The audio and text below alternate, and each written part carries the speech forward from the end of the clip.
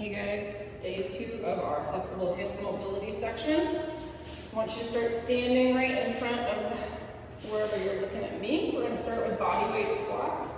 Today we're doing another set of 15. I want you to gently get into them. So if you're feeling tight, maybe you've been sitting all day, go ahead and work into a deeper range of motion, really assessing here our hip flexors, maybe your knees and your ankles, which are all affected by our hip mobility. So start standing, toes gently turned out. We're going to rotate those femurs out. You can have your hands here. You can have your hands on your hips. But I do want you to tuck that banana between your butt cheeks. Core is tight. We're going to do 15. Nice and deep. I just got off of the stairs. So this is good post-workout too. Make sure you're breathing. Inhale as you go down. Exhale as you come up. This is 6. No need to go fast here. This is mobility, but I do want you to push deeply into that range of motion. And see, I adjusted my feet just a little bit wider to get a little bit deeper. 10, 5 more. We're gonna go right into those elephant walks. It's gonna be one set of 15 per side. We got 3, 2 the whole time. I'm trying to squeeze my adductors in here, and my butt and my core. Good, go ahead and come up right into those elephant walks. Feet right under your hips. I'm going to bend my right knee, leaning over, which causes me to stretch to my left. And now I'm down, I'm going to switch right to the left side. Bend the left knee, right leg straight. Moving gently but quickly through these. Again, 15 per side. If you need to pause, do so. And you might find that you start off with your hand more at your knee, your back is feeling a little bit crunchy, but by the time you get through these, your hand might be on the ground, maybe the back of your hand is on the ground like mine. A couple more here. This is 10 for me. Try to take your time. You can also do these one leg at a time without switching. Good. Here's 12 on each side. I'm really feeling like the back of my leg is loosening up. The front of my hip is not as tight. I'm getting a little calf stretch. This is 13. Last one here. If you need water, if you need to adjust, go ahead. I want you to really gently come up. So here I'm going to straighten both knees and then put my hands on my hips and I'm going to roll up one more at a time. Exhale, inhale. Perfect. Next thing we're going to do is some hip circles. You can do these standing if you have something to hold on to, but I'm going to demo the quadruped version, which I like a little bit better. So each one of these is going to be 5 per side. You're in that quadruped position, knees under hips, wrists under knees, wrists under your shoulders, excuse me. I'm going to squeeze my core and tuck my tail. My toes tuck under. I'm going to kick back with my right foot, squeeze my glute, and then I'm going to rotate my knee towards the ceiling. Pull it up towards my wrist, and then come down again. That's one rep. Each time you're trying to keep your hips low and level. Notice how I'm not opening up towards you. This one is hard because we're externally rotating that knee. The femur is changing position in your hip joint. If you find that one or any of these motions are harder, go ahead and pause the video and continue. That's 5. We're going to go in the opposite direction. So now I'm going to kick my knee towards my elbow, my core is tight, push my knee towards the ceiling, back, my heel touches the ceiling, and in. Elbow, ceiling, heel to the ceiling, and down. We got 3 more. Ceiling, heel to the ceiling. You should be feeling your glutes. You might even feel your glute on your left side right now. Last one on this side, causing you to stabilize. I definitely feel my core. We're going to switch sides. I'm going to do the original movement, which is back, knee rotates out and up. Now we go towards the elbow and down. That's 1. Up, out, elbow, down. Up, out, elbow, down. Notice how I'm not extending my knee at all. It's nice and 90 degrees. Elbow, down. Last time in this direction. Up, out, elbow, down. Now we're going to switch. We're going to go in, elbow, external rotate, up. In, elbow, out. Good. That's 2. In, elbow, out, up. 2 more. In, elbow, out, up. Put the heel to the ceiling. Last one. In, elbow, out and up. Good, rest. We're gonna go ahead and move on to some pancake stretch. So now we've opened up our hips a little bit more. We can go into a little bit deeper stretch. So come up to a stand. We're gonna take a nice, deep stance. So your feet are out as wide as they can get. Your toes are pointed forward. I'm gonna take my hands to my hips. My core is engaged. My glutes are squeezed. And I'm just gonna lean forward, hinging through my hip, keeping my back flat.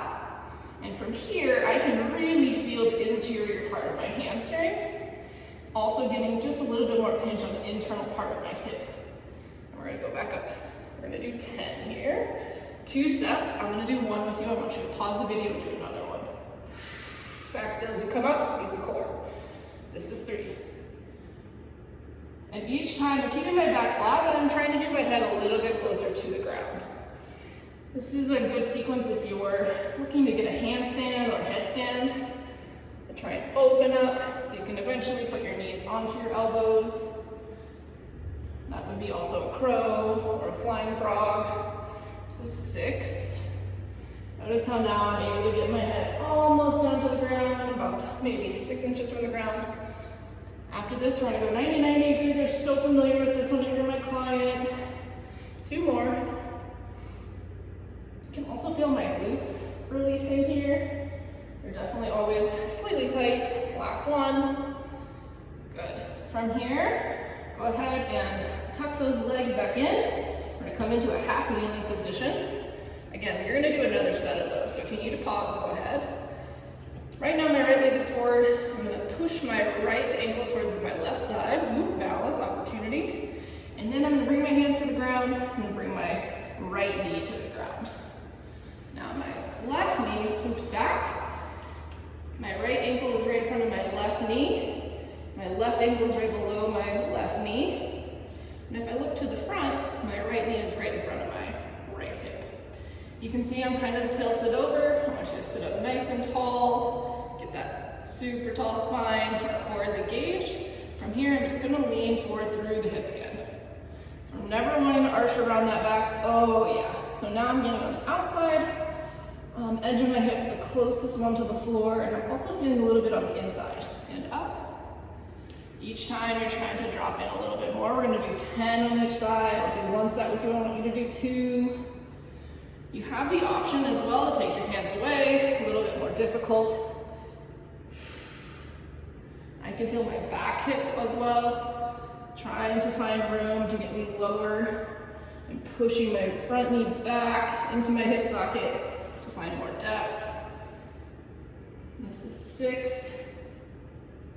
Nice tall spine, make sure you're not rounding. On this one, I want you to go ahead and find as low as you can go and then press your knee into the ground as hard as you can. And then try to press your ankle in. You might notice that glute turns on a little bit more. Exhale, come up. Let's do 1 more, then we're gonna switch sides. Same thing, press the knee, press the ankle as hard as you can, create tension. Good. Nice. From here, bring your left knee forward. Now it's in front of you. I'm gonna swoop my right knee back. And now my right knee is directly out from my shoulder if I put my arm out. My right ankle is directly below my right knee. And I'm gonna tuck my left ankle so it's right on top of my left. My left ankle is on top of my right knee. Thanks, guys.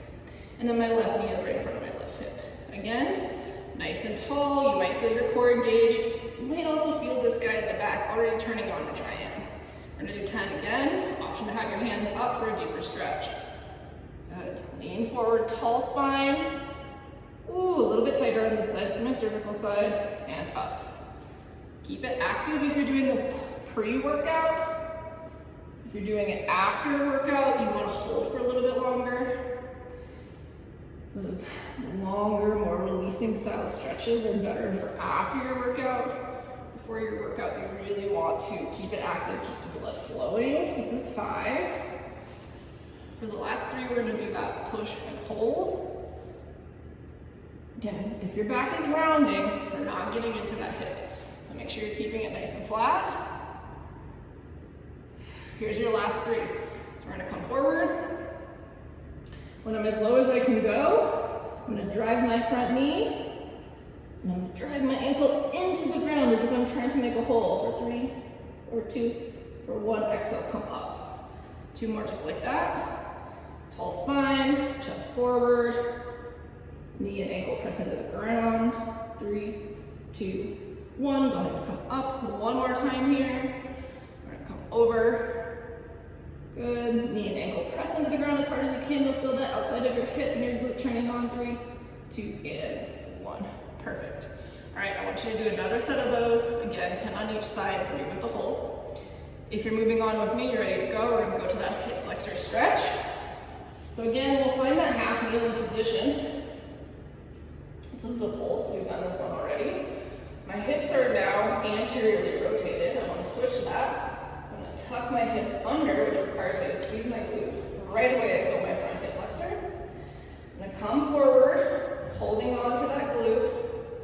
When I get to my end range of motion, I'm going to drop my hands on the outside of my front foot, pick my back knee up, and I'm going to drive my hip flexor into the ground.